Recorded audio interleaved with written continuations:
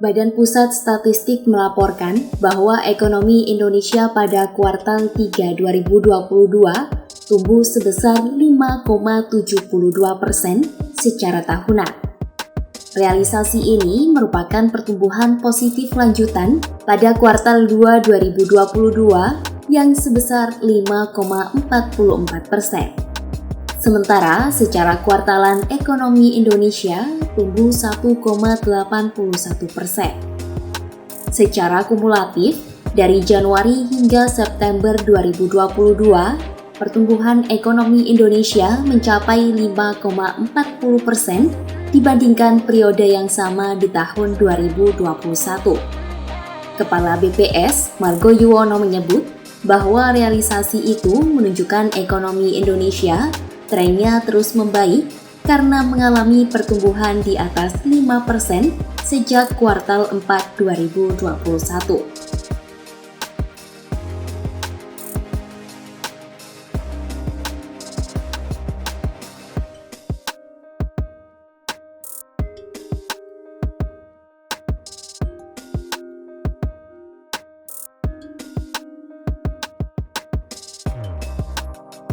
Pertumbuhan ekonomi Indonesia dipengaruhi sejumlah indikator, baik global maupun domestik.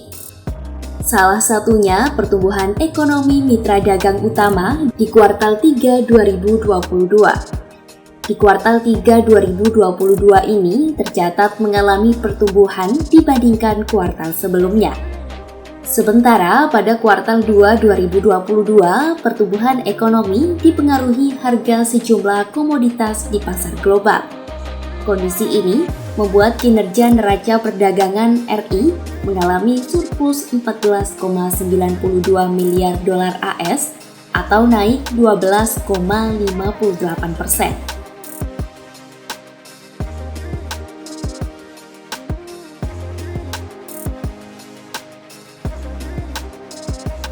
Dari sisi domestik, pertumbuhan ekonomi kuartal 3 2022 dipengaruhi oleh mobilitas masyarakat yang semakin pulih dibandingkan kuartal-kuartal sebelumnya. Pelonggaran syarat perjalanan menjadi pendorong meningkatnya mobilitas masyarakat. Bukan hanya itu, melainkan respon pemerintah dalam menjaga daya beli masyarakat pun cukup baik. Beberapa di antaranya yakni realisasi program perlindungan sosial dan peningkatan realisasi subsidi BBM.